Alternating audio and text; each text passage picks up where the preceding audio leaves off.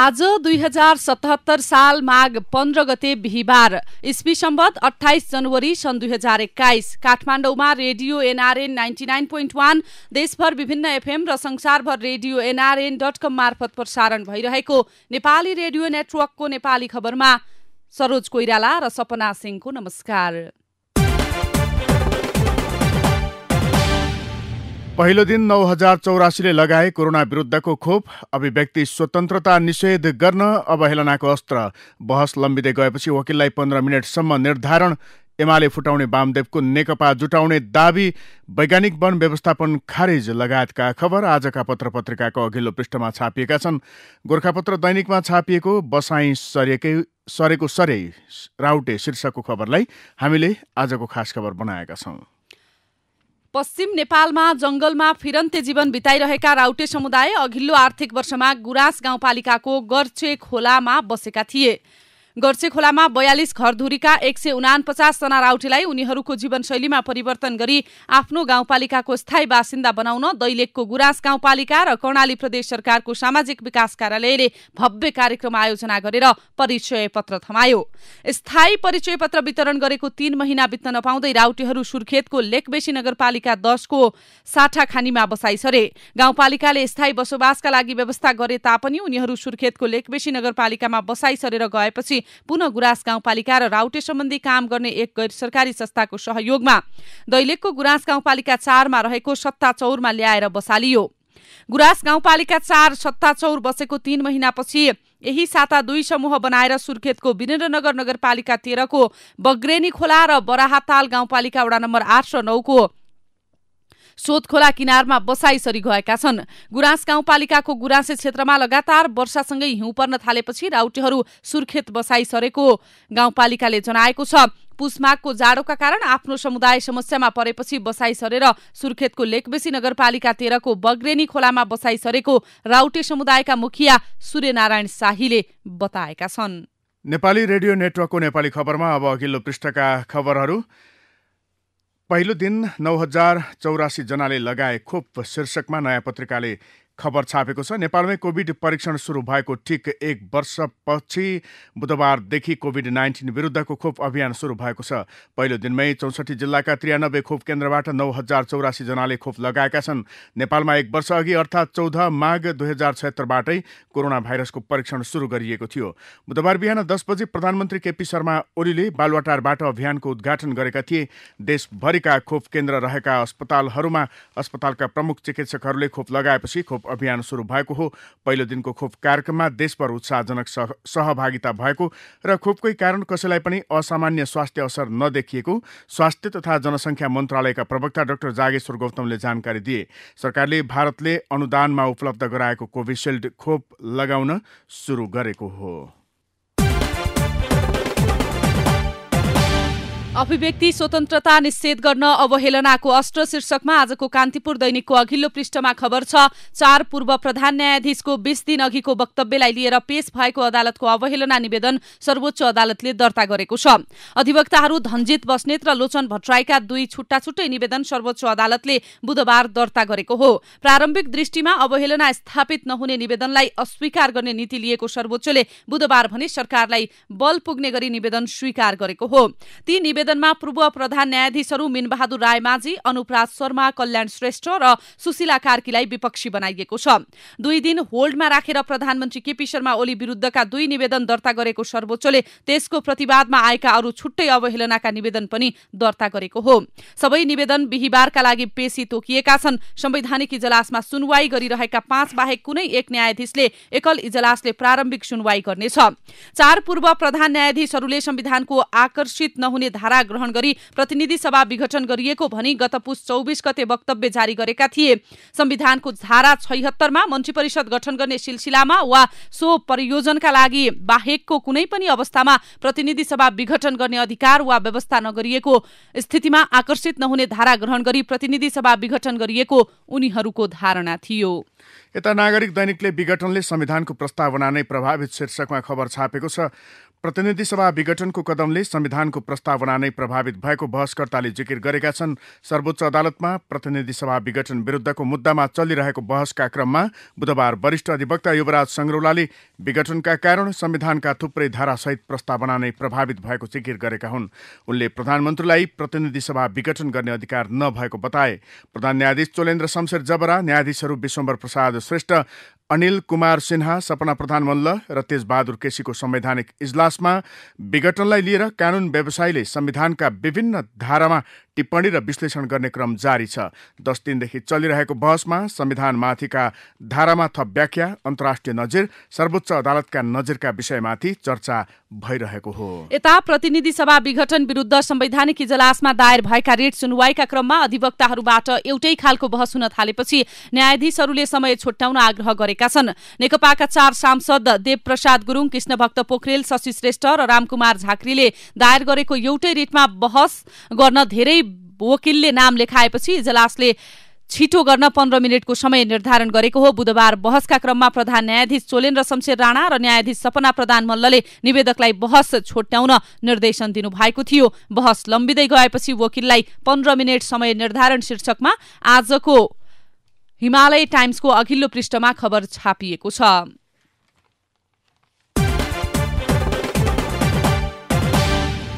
पहिलो संविधान सभा राजनीतिक दलहरूबीच सहमति नभएर संविधान सभाको कार्यकाल थप्नुपर्ने अवस्था देखिएपछि मुलुक अँध्यारो सुरुङतर्फ जाने त होइन भन्ने चर्चा चलेको थियो।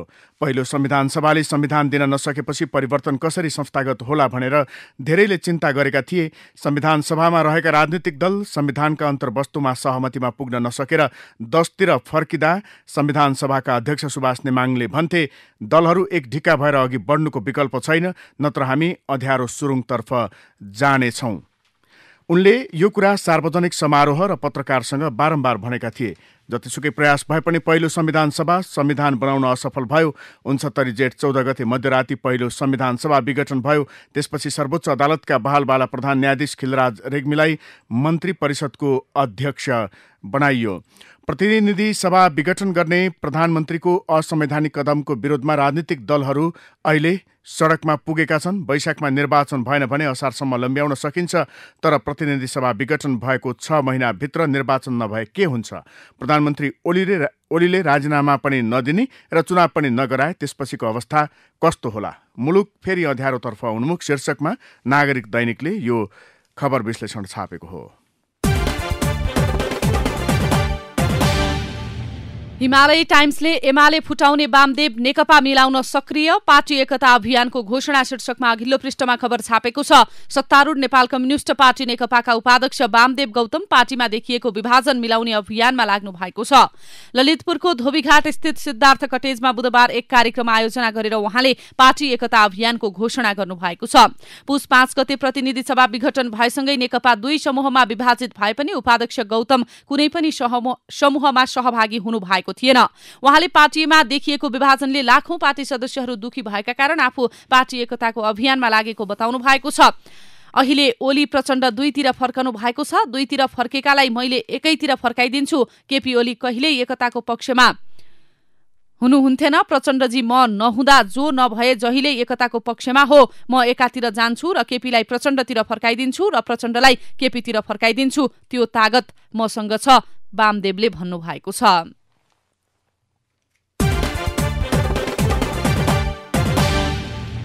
रौतहटको फरहदाबादमा जिउँदै मान्छेलाई इँटा भट्टामा पोलेर हत्या गरेको जघन्य अपराधमा पक्राउ परेका पूर्व मन्त्री मोहम्मद अफ्ताब आलम अहिले पूर्वपक्षका लागि काठमाडौँको नक्खु जेलमा छन्।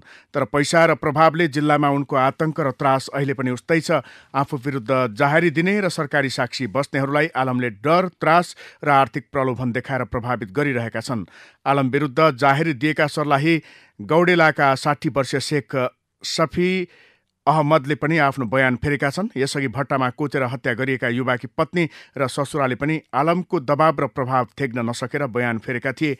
जेलबाटै आलमको आतंक, बम विस्फोटका साक्षीले सुरक्षा पाएनन्, बयान फेर्न बाध्य, नयाँ पत्रिकामा खबर छापिएको छ।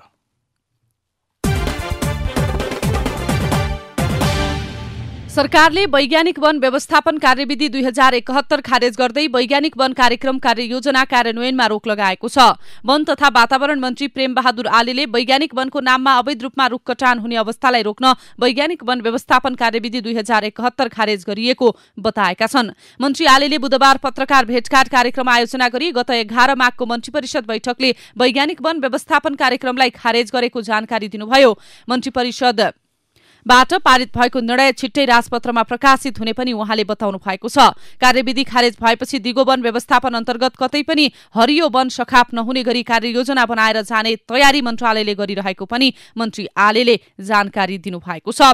अब पशुपति आर्यघाटमा निशुल्क दाउरा पनि प्रदान गरिने भएको छ। बजेट सुनिश्चित नभएसम्म बारा विमानस्थलमा रुख काट्न पनि नदिइने भएको छ। वैज्ञानिक वन व्यवस्थापन खारेज, वैज्ञानिक वन बाहेकका वनबाट काठ निकाल्न खुला शीर्षकमा आजको राजधानी दैनिकको अघिल्लो पृष्ठमा खबर छ। तिला गाउँपालिका 7 गोठी गाउँमा मंगलबार साँझ आगलागी हुँदा 26 घर जलेर नष्ट भएका छन्। 4-5 वटा घर मात्रै जोगिएका छन्। उक्त घटनाका कारण 167 जनाको बिचल्ली भएको छ। 37 गाई गोरु र 26 भेडा बाख्रा मरेका छन्। 1,50,000 नगद जलेको छ। सँगै धेरै खरायो कुखुरा मरेको जानकारी स्थानीयले दिएका छन्। 81 आगो फैलिएपछि घरबाट कसैले केही निकाल्न नपाएको स्थानीय लालबहादुर रोकायाले बताए। सबै चिज हेर्दा हेर्दै आँखा अगाडि जल्यो। गोठमा भएका गाई गोरु पनि भित्रै मरे। भेडा बाख्रा कुखुरा खरायो पनि भित्रै मरे। अन्नपात पनि सबै जल्यो। आगोले गाउँ सखाप अन्नपूर्ण पोस्टमा खबर छ। यस्तै अन्नपूर्ण पोस्टमा अर्को खबर छ। 26 पातिभेरा गाउँपालिका 3 का 23 वर्षीय अमृत सिंहको मंगलबार बेलुका हत्या भएको छ। स्थानीय बानीचौर माविको विद्यालय व्यवस्थापन समितिमा कंग्रेस निकट प्यानलले जितेको घोषणापछि बेलुकी 7 बजेतिर घाँटीमा खुडा प्रहारबाट सिंहको ज्यान गएको हो। कंग्रेसको प्यानल जितेको भन्दै चुनाव सकिएपछि खुडा प्रहार गरी अमृत सिंहको हत्या गरिएको छ। उनका आफन्त सचिन सिंहले भने स्कुलको चुनाव हारेपछि हत्या शीर्षकमा यो खबर अन्नपूर्ण पोस्टमा छापिएको हो। प्रतिनिधि सभा विघटन भएर निर्वाचनको मिति तोकिएपछि सुरुमा केही अन्योलको अनुभव गरेको कर्मचारी संयन्त्रलाई अब भने चलायमान बनाउने गरी आवश्यक गृह कार्य अघि बढाइएको छ। मुख्य सचिव शंकर दास बैरागीले प्रशासनिक नेतृत्वमा रहेका सचिवको नियमित बैठक राख्ने निर्णय गर्दै सचिव मार्फत नै सिंहको प्रशासनिक संयन्त्रलाई चलायमान बनाउने गृह कार्य अघि बढाउनु भएको हो। विगत केही समयदेखि सचिव बैठक नियमित बस्न सकेको थिएन। अब सचिव बैठक नियमित बस्ने, चलायमान बन्दै कर्मचारी संयन्त्र शीर्षकमा आजको राजधानी दैनिकको अघिल्लो पृष्ठमा खबर छ। अब भित्री पृष्ठका खबर। 1 महानगर र 5 उपमहानगरपालिका सहित 125 भन्दा बढी गाउँका सिंहदरबार प्रमुख प्रशासकीय अधिकृत विहीन छन्। संघीय मामिला तथा सामान्य प्रशासन मन्त्रालयका अनुसार पर्साको बिरगञ्ज महानगरपालिका, दाङका तुलसीपुर र घोराही, बाराका कलैया र जितपुर सिमरा अनि कैलालीको धनगढी उपमहानगरपालिका निमित्तकै भरमा चलिरहेका हुन्। नेपाल प्रहरी र सशस्त्र प्रहरी बलले राशन भत्ता 50% बढाउन सिफारिस गरेका छन्। पछिल्लो 5 वर्ष यता राशन भत्ता वृद्धि नभएकाले अहिलेको 5 वर्षको हिसाब गरी एकमुष्ट 50% बढाउन 2 प्रहरी संगठनले गृह मन्त्रालयमा सिफारिस गरेका छन्। मन्त्रालयले सहसचिव थानेश्वर गौतमको अध्यक्षतामा एक समिति गठन गरी सुरक्षा निकायमा राशन भत्ता बढाउने तयारी गरिरहेको छ। संगठित अभियानको झण्डै 6 दशक इतिहास बनिसक्दा पनि नेपालको नर्सिङ पेसा अझै व्यवस्थित हुन सकेको छैन। नर्सलाई न्यूनतम पारिश्रमिक पाउन आन्दोलनमै होमिनुपर्ने बाध्यता छ।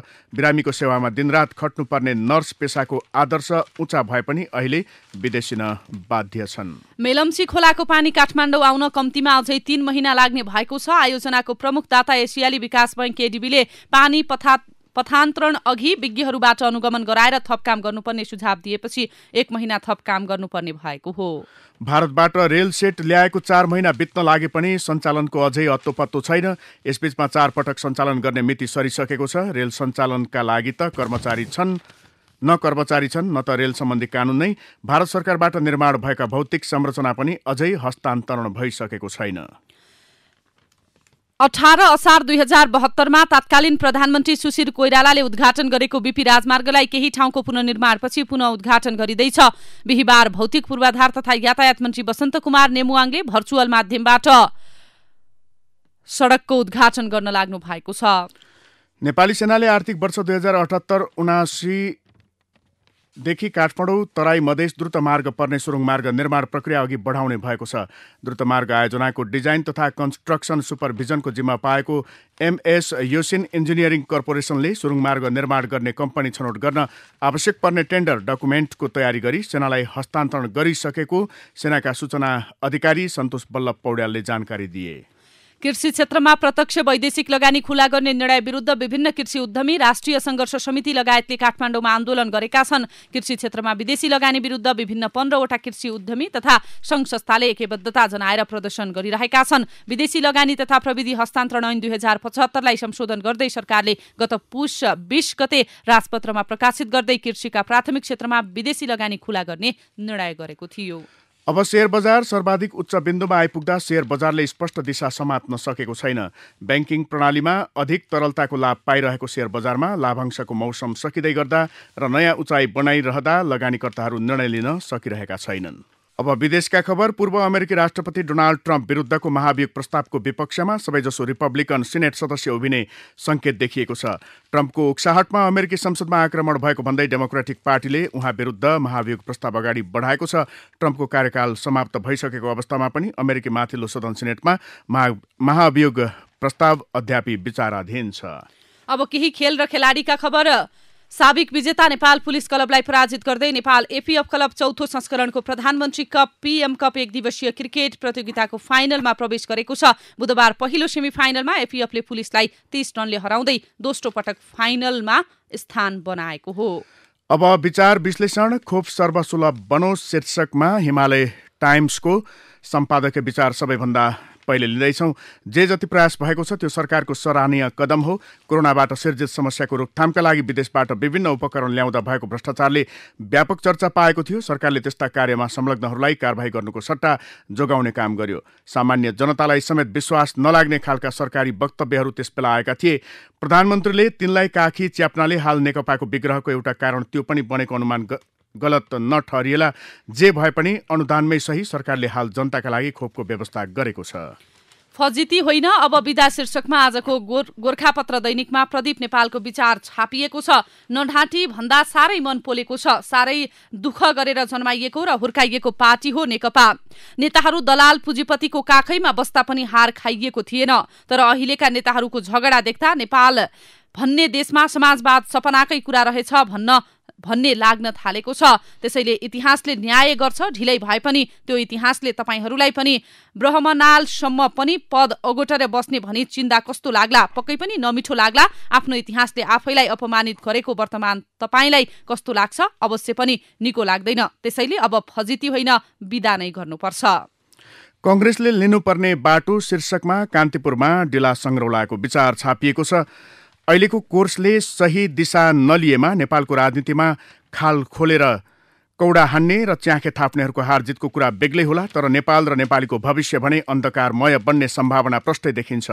तसर्थ लोकतन्त्रका लागि लामो सङ्घर्ष गर्ने कांग्रेस यस्तो कठिन र जटिल अवस्थामा कुनै द्विविधा मतभेद र ढुलमुले चरित्रबाट मुक्त भई स्पष्टता साथ संविधानको सर्वोच्चताका पक्षमा उभिनुपर्छ। यो यथार्थलाई बुझेर वा नबुझेर कांग्रेसको नेतृत्ववर्ग नेकपाको घर झगडामा सामेल भएर केही खड्गपन्थी र केही प्रचण्डपन्थी भएका देखिन्छन्। यी दुवै बाटो गलत छन्। हवस् त अहिलेको नेपाली खबर यति नै। नेपाली रेडियो नेटवर्कमा यसपछि पत्रकार ऋषि धमलाको साथमा नेपाली बहस सुन्न सक्नुहुनेछ। नेपाली रेडियो नेटवर्क सुन्दै गर्नुहोला।